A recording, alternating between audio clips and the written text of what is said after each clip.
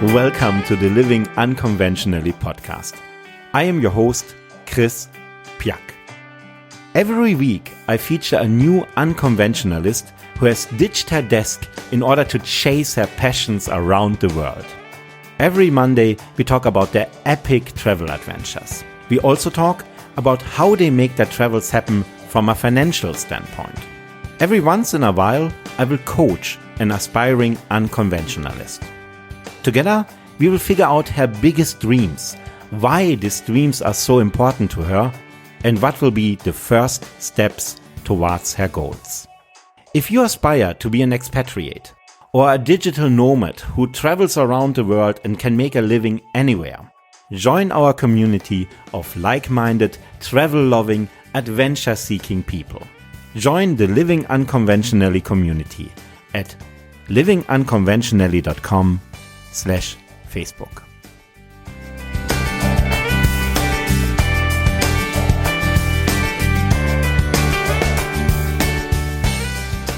Welcome to the show. My guest today has the entrepreneurial spirit in his bones since early childhood. I got to meet him it's now already 7 years ago when he started his first startup here in Germany, which is still quite successful. And we will talk a little bit about his life story, who is very unusual, and the travels that he made and the things he learned about life during all these years. Welcome, Matteo Freudenthal. Thank you, Chris. Thank you very much. Matteo, we started already talking a little bit. One of the things that impressed me about you very much from the start is that you really have this entrepreneur spirit. Let's do stuff from early childhood. How did this start? Yeah, when I was 9 or 10 years old, my mom would always tell me, take me Saturdays to the market. So she would buy the groceries. And there was a saleswoman that was selling, it was rice or noodles. And I would tell my mom, leave me here. I'm going to be here with Augustina. You just go do the groceries. You can pick me up later. And then I already helped this woman. So about a year or 2 years later, I would go at 6 in the morning. I would go up and go to Augustina, help her. And with 13, 14, I already would have my own booth selling stuff. So I think that was I always loved to buy and sell stuff. What fascinated you so much about that? I noticed that there's a price difference in what you can buy stuff and sell stuff. And I tried getting money before because I was very interested in video games. And video games are very expensive. And my mom wouldn't buy them for me. So I had to go to friends' houses, or I had to invent myself something so I could buy me these stuff. So I would go out and say, hey, can I take care of your car? I will look after your car. And people would give me 10 cents, 15 cents, something like that. So it was really ridiculous. I noticed there's no way I could make money like this. But when my mom left me with this market saleswoman, I noticed that she was having a lot of turnover. And then the salesman would come, sell her stuff, and she would resell it with a 20, 30, 40% margin. And when I noticed that doing business the profit margin was so much higher than doing work, I only was 10 years old, but I really got it right from the beginning. Yeah, here in Germany we have this proverb that the worst business is better than the best job. Yeah, it's actually my grandfather taught me that also. Ist das Geschäft auch noch so klein, bringt es mehr als die Arbeit ein. Yeah, genau. And that's correct. By the way, we haven't set the stage for our listeners here. Where were you at this time? In La Paz, Bolivia. I'm born and raised in La Paz, Bolivia, South America. It's a metropolis in the Andes, so it's 3,600 meters high. And my family is from there. Mm-hmm. And the time frame, you said already, you were doing this to buy video games. We know each other for a long time, so I guess it's somewhere around 1920, 1925. 95, yeah, between 95 and 2000, yeah. Yeah, okay, 1995, around that time. Not 1925. No, not 1925. Good. And so you're at this shop, and you start to sell products for Antoniela, was it, or Augustina? Augustina, right. Do you remember your first sale and the feeling you had that time? Well, what I remember very, very good is when I had a very successful day, and I would come home with something equivalent to $100. That was like a really great feeling because you're like 12 years old and you have $100 in your pocket and you say, whoa, today was like a crazy day because you could sell like crazy. And then that feeling I remember very, very good. So I the next day I didn't buy a video game. I bought like a table kicker because you could get them for like $30. I don't know. And I played so much with all my neighbors. And then that day I remember very well. Yeah, I can imagine.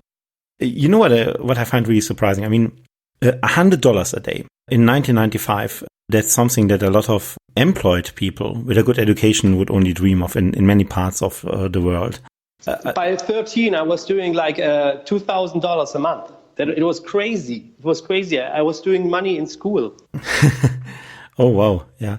You know, please correct me if I'm wrong, but I imagine that this gives you an immense sense of security when you realize that you can always make a living from selling things. I worship the art of sales, yes, if that's your question. Yeah. Okay. How did this shape your look at the world and what you did later? Did it have an influence on you, and which influence was it? I was very independent. When I was 14, I thought about moving out because I didn't want to like follow the rules anymore. That didn't make sense for me. So I was very independent. So I think my parents had like a hard time with me. But at the same time, I always had like an eye open for opportunity. So I still do it. And nowadays, it gets me defocused and sometimes it's not so brightful when I start like thinking about other problems and what I should do, what I should do that moment. But having this experience at the market where I saw the opportunity, like just by hanging around like a saleswoman and helping her to pack stuff and attract new customers, it really sharpened my sense for business opportunities. So like when I was 17 and I had the opportunity to do like a year abroad from school. Mm-hmm. And I told my mom, hey, mom, give me $200. I need to buy clothes. I don't have any clothes for this Australia I'm going. She's like, yeah, okay, here's $200. I didn't buy a single cloth. I only bought stuff that I thought I could sell in Australia. So I had like packages full of stuff but no clothes. And I thought, yeah, clothes I will get from people. Like, but this stuff I can sell. And I actually started like there was like most of the products I couldn't sell. They weren't so good. But there was like one product which was like a hit seller. Mm-hmm. What was that? Finger puppets. Okay. Finger puppets, like we could like produce them. I bought them from a friend of Augustina for like, I don't know, it was like 13 cents. And you could easily sell those for $2-3, like no problem. It was like handmade finger puppets. So as soon as I returned from Australia, I had like all the contacts of like, I always went to Hippies Market and sold these finger puppets. And I always wrote down the email address of the sellers that liked that finger puppets because I would go to them and sell it at their booth. And then I would ship them to these people. And as soon as I came back, I think 6 months later, I already had 5,000 finger puppets sold in Australia without being there. And that was like a really, really, really nice business because you can fit like 300 finger puppets in 1 kilogram of shipping. So if you have like if you have to ship stuff, it's very good if they're not very heavy. Yeah, the transport fee are very low. Yeah, but to answer your question, like a sense for opportunity, always smell opportunity, always look for opportunities. That's like how it influenced my life. You know what I wonder is, how did your very early business partners like Augustina and the friend of Augustina, how did they react to you? Because you probably was much, much younger than them. Did they take you seriously or? Yeah, I think I know what you mean. They wanted to encourage me to like continue. They were like they always gave me energy. I never felt like they would neither take advantage of me nor like try to like disturb me. I think they thought it was pretty cool that I was so interested in their jobs and I would go to them and ask them questions and offer them my help. You know, like I would come there and the first thing I would like ask is, Agustina, what can I do? What can I do right now? And if she wouldn't tell me anything, I would just go and attract new customers to take 2 or 3 products and go like in the middle of the market and say, look at this is what is here. And so I would always try to add like benefit to these people. And in return, I always got like benefit back. If it was learnings, if it was, I don't know, like a lot of stuff. Mm-hmm. How did you end up in Germany? You went to Australia for a year and then you came back to Bolivia and then? So my grandparents are Germans. They went to Bolivia some years ago, and I went to German school. And after finishing like Abitur, I got the chance I could apply to German universities. And my mother wanted me so to go to the university, like I actually. She wanted to get rid of you. Yeah, I don't know. She said, yeah, you have to do that. For my mother, it's very important, like the academics. For me, it wasn't, but there was like a subject called industrial engineering, and Karlsruhe seemed to be like a good place to do so. And I actually had a friend from school who was there, applied, I got there, so I had the chance to go, and I took the chance actually and left my business. Do you remember how you started in Germany? Was it very weird for you, or was it something where you immediately felt at ease? Well, I could speak the language pretty good, and I spoke like German my whole life with my classmates and teachers and friends. So and I knew Germany. Like it wasn't that new, but there was like a lot of concepts of Germany. So I remember my very first day, like going with the train from Frankfurt Airport to Karlsruhe, and outside of the train, I saw all these little wooden houses with German flags. And I asked my neighbor, oh, look, these are the ghettos of Germany. They don't even have like electricity, not cars, not anything. And they live by the train side. And he would just laugh and say, yeah, that's are the ghettos. And I was like, whoa, I didn't know there were ghettos here. When I arrived, I go out of the train and I walk towards my new house. And from my view, I had like two very, very heavy luggages.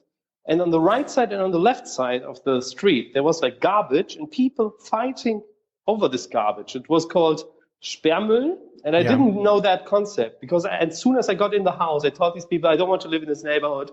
I don't want to live in a neighborhood where people fight over garbage every day. No, I didn't come to Germany for this. I will look in another neighborhood. I'm sure there's like nicer neighborhoods. I told them.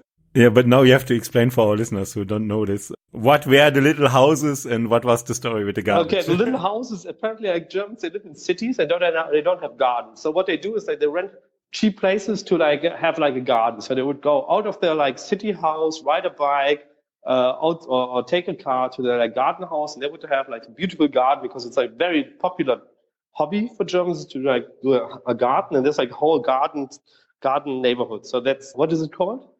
Schrebergarten, no? Schrebergarten. Yeah, that's what it's actually called. So that concept, I don't know if it exists like somewhere outside of Europe. I don't know, but it was like a very new concept for me. It's a little bit like Russians with their dacha, where you go on the weekend to relax and you have a bath and you have sauna. In Germany, Schrebergarten, you have this tiny piece of land with your even more tiny little house, and you always have a flagpole and a German flag there, and a fence around your piece of land. So yeah, I don't know. If you're from South America, you look at that, it just looks like a lot of work for like, I don't know, no return. But yeah, I imagine there's people where like my neighbors there, they love their gardens and do stuff.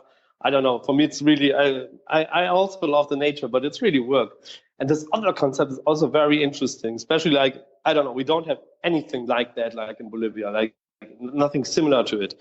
So basically they would like say, okay, today is like Sperrmüll in our street, and everybody would like throw out everything he doesn't need anymore. So fridges or like a sofa, a couch, TVs, I don't know, you name it. And then the streets would be full of that stuff, and it looks like more or less like garbage, but also usable garbage. And other people would come around and take what they need. So there would be like, there's like a lot of people running around and looking if there's like fun stuff to take. And if you never have seen it, and that was like a very like vivid day. There was like a lot of people on the streets. It must have been like a weekend. I can't remember.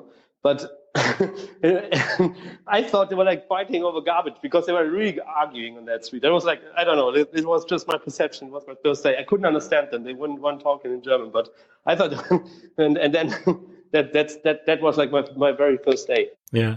Then you finished university and then started your startup, or did you start parallel? No, like I finished like my bachelor's degree, and I started working for investors in Karlsruhe and then in Hamburg.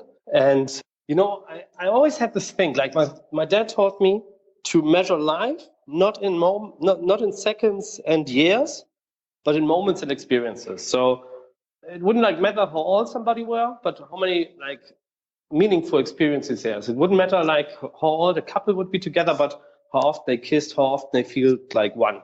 And as I grew up, I noticed that businesses operate under the same bias. You know, they would all know like, oh, that's my gross, that's my bottom line, that's my gross margin, that's my turnover, that's mature, but they would know so little about like the smiles and experiences they would do on a people's everyday experience account. You know, your parents, they sound like really extraordinary people. How Yeah, did they are. They are actually, yeah. Oh, they are. You know, this shows me that your parents must be very good people, you know, because when I think about my children and how I want them to grow up, the biggest compliment for me will be if my children grow up and friends ask, yeah, how are your parents? And they will say, well, my parents, they're just as boring people. You know why? No. Because that means that they grow up in a house where they were loved, where they feel secure, where nothing happened that disrupted their life. And if they feel like, my God, my parents, they're just boring, you know, they live together, they talk about the same stuff.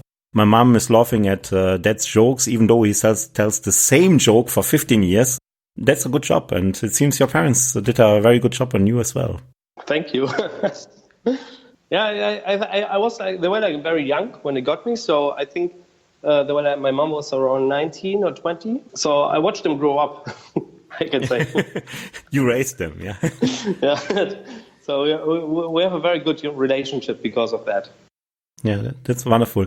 How much did your parents' view influence how you see yourself in the world now and how they shaped your aspirations, maybe? I think I don't know. If you, we always had like a close relationship, and I think they had like a big impact, and especially, but as I told you, you know, I felt very independent from a very very early stage, and they wouldn't know how to handle it because they would try to give me like I don't know, $5 a weekly Taschengeld or money. I simply wouldn't take it. I say, yeah, you can donate that. I don't need that. I'm not bribable, and I would say, especially not if you earn already $2,000. Yeah. So they would also hold me accountable. So that was like a good thing.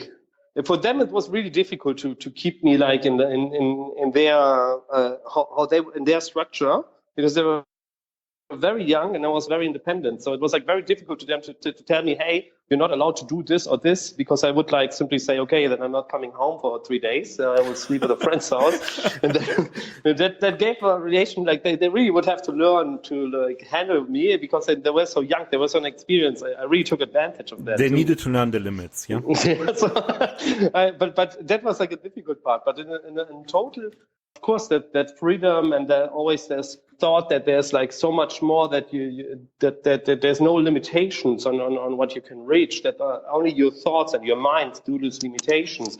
And also like they're like both working. So I don't know, I think for my 9th birthday I got like a microwave, so that I would learn to do my lunch and my brother's lunch. So I would always watch them work a lot, and that gave me also a sense that this is that work is like a really important thing.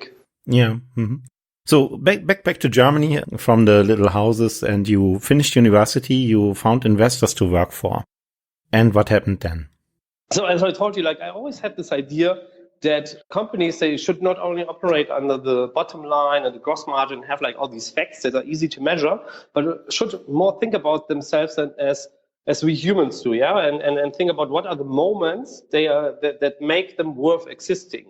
And they don't capture, like it's very difficult to capture, but the most of them do not capture that. There's like some approaches to do so, and I wanted to do a solution in that way. So I'm a millennial, so I grew up with the internet, and I immediately know, okay, there has to be like a solution on the internet. I went back to Bolivia, and I founded like a company called Ripple.com. It was in La Paz.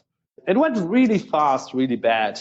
So practically bankrupted after 6 months because there was no business model behind it. And maybe I thought, okay, I'm going to go to Bolivia. I'm going to have like lower capital costs, and it's going to be easier to hire a first team and try to execute. And the basic idea was fine, but there was like other struggles to face. For example, that there's basically no venture capital for these kinds of ideas there. Yeah, so I came back to Germany after like 6 months, and I felt pretty failed. But then I met like Sebastian and Sven, and they both had like their own ideas in how to tackle this problem and had their own minds up, because it was very similar to what I thought, but their both their own life stories and how they look at this problem. And when I met them, it was clear to me, okay, these are my like natural co-founders because they are really honest people, and they like have like some skills that I lack of. And we decided to found Honesty together, and have been working together ever since. And I know you met both of them when we met. Yeah, in Karlsruhe, yes. Many years ago. 2012, I looked it up. A long time ago. Yeah. For our listeners, very, very quickly, what is Honesty? What is your business model? What are you doing? So we help companies to understand people. So we provide like feedback solutions. So employees, customers can give real-time feedback in the moment they made an experience. And we offer like a feedback terminal, which is like a stand thing with like a touch screen. We offer an app that like your staff could install, and we offer like an integration, so you can integrate a feedback channel into any system you have. Mm-hmm. And what is the biggest benefit of that? Well, you have like you can listen inside of your organization. Yes. So when you talk about like how people feel inside your organization, that feeling evaporates the moment it is created. So it's very, very difficult to measure. And to measure things and to improve things you can't measure is basically impossible. So that's it's like a principle of management. So and we actually achieve this. So the biggest benefit is that you make employee engagement measurable, and you can make people accountable for this and yourself accountable for this, and you can work on improving it. Mm-hmm. Now, today's show that it's about travel and life and living an unconventional life, the life that you wish for. But I think your business idea actually can help people also to find their niche if they want to live unconventionally, find their niche, their value where that can help them get started living wherever they want and still serve an audience. If you would have one tip for our listeners who want to start on their own, want to become location independent, want to travel and see the world, what would be your number one tip how to start? Okay.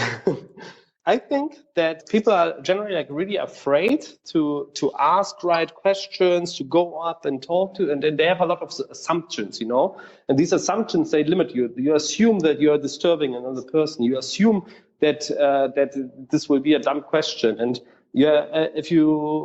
especially if you go into an environment you don't understand, or it's not like where you know all the values and all the habits of that environment. You have a lot of freedom. You can always say, "Oh, I grew up in another culture," and it will allow you to let go of these fears and do what is natural to you in that moment.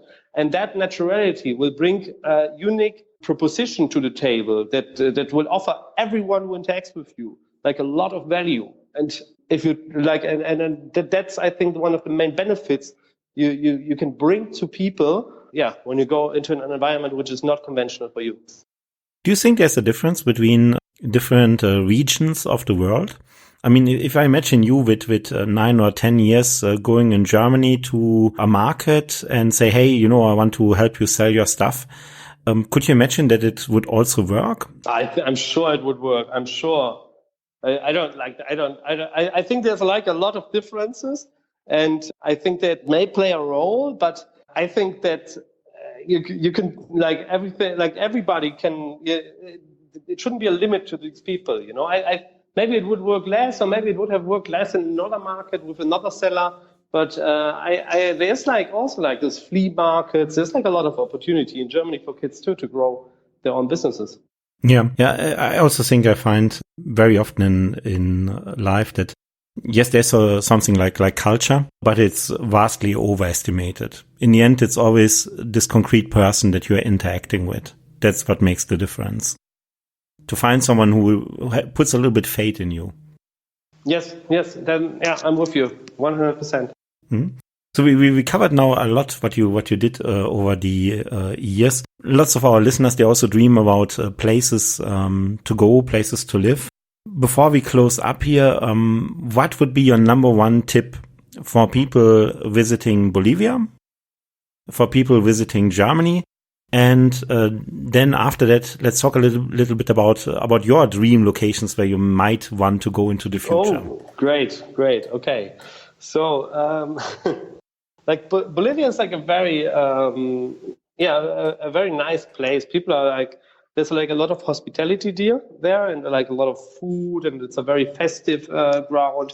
It's not very capitalistic, so people do not care that much about like capitalistic values, and that's like a very relieving in some moments, and very uncertain also for other people when they first time there and they you can't don't have that ground anymore.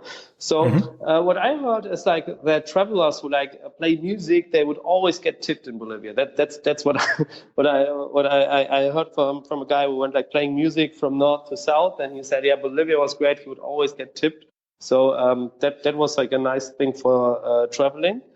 So you could actually make a living by playing music or sustain yourself. It's a very cultural country, you know, like we have like our gods, which are like Mother Nature and the Father Sun, and it's a very like this culture is a very the music plays a very, very important role. So you will listen to a lot of live music, so that's something that people really appreciate. It's more than an entertaining factor. Like in Germany, I don't listen to like. I basically, like, if you go to Bolivia into a supermarket, you will hear like dancing music. But here you listen to very less music, and it only has like an entertaining factor, you know? For us, it's more than that. It's like more than entertainment. Well, Germany. First, location. What is something that you have to see when you go to there's two things which I absolutely recommend. So if you're in La Paz, you can take like a bike to the Death Road, which is like you go down about 3,500 to 4,000 altitude meters in less than 4 hours in a very narrow street, and it's like a very, very adrenaline heavy experience. Like last time I went there, my mom took me there for Christmas, and it's absolutely great. And if you follow that road, you can then follow by boat or by jeep. You get into the jungle, and the jungle is very full of animals and monkeys and alligators, and to be a few days among them is I think it's a unique experience. Like I only did it once, but I never forget. Mm-hmm. And for those people who find their way back out,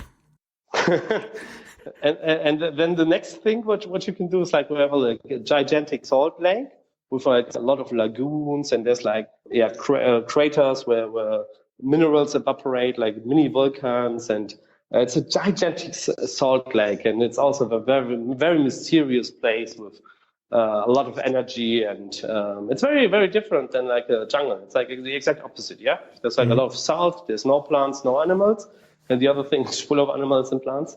And these two things, you can actually experience them on the same day because there's a flight going from the jungle to the salt lake.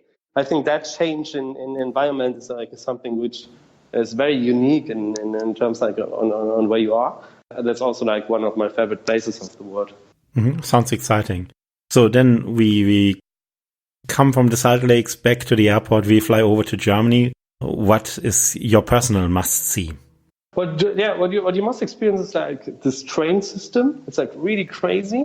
And you can get like I think it's like a rail pass. If you're not from Germany, you can drive like a month for like 300 euros. And you can basically take any train. And this train system is like, it goes like 300 kilometers per hour. And like a super nice and super good train. So you could go to a lot of cities by just taking a train to the next city, and you don't have to worry about anything. So it's a very I don't know. I am still amazed at this train system. I'm living here for 10 years. Every time I take a train, I'm amazed. And you can, with a Europass, you can even travel to all of Europe. Yeah. And what would be like my favorite places that I visited? I liked very much. There's like at Koblenz a place called Deutsches Eck, where there's like 3 rivers that meet. There's a lot of wine there. You can take like a bike tour through these rivers, and that's I think that's also like a very energetic place. It's called Lorelei. Very, very energetic and a very nice place. Also a very mythical place in German mythology. Very important, Wagner and so. Yeah.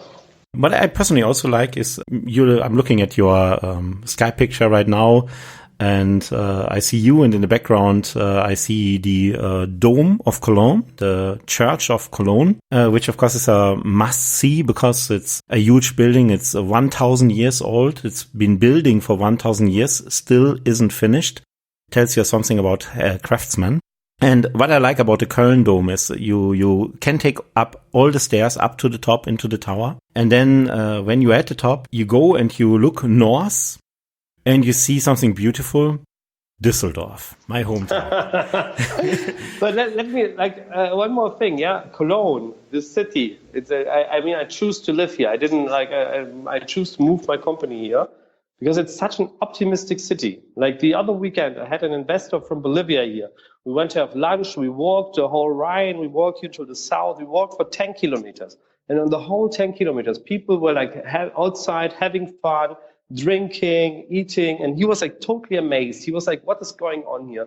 Then we went into a French restaurant, had a dinner, and the beer was 150, and he was like, wow, this city is really, really, really great. He was so amazed at Cologne because it's such an optimistic city where people can really express themselves and feel very free. So this place gives me also a lot of energy. Yeah, that's absolutely true. It's a very positive city. People are aspiring. They're full of hope that one day they will become Düsseldorf.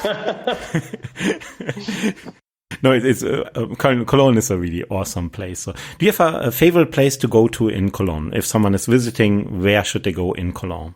Oh, okay. So they should go to the South Südstadt. They go to the South Südstadt, and they have the one street, which is the Bonner Street, and that street I think is a very, very nice street.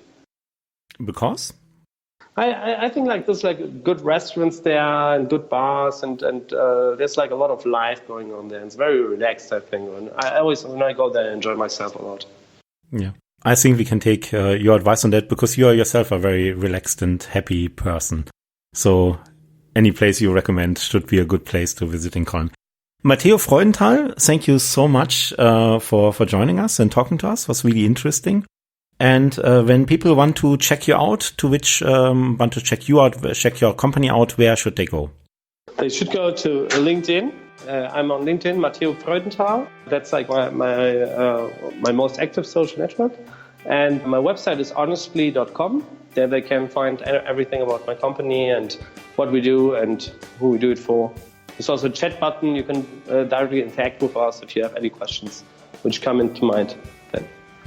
Thank you, Matteo. Thank you, Chris. Bye-bye. Bye. This is our show for this week. I hope you liked it. If you do, then please subscribe to the Living Unconventionally podcast. So every Monday, you will get a new story of a world traveler to inspire and empower you and help you make your dream from an unconventional lifestyle a reality. My name is Chris Piak. If you have some tips for me, if you have a wish how I should improve this show, because I'm still learning since I took over from Brittany Felix about a month ago, please write to me at chris@livingunconventionally.com.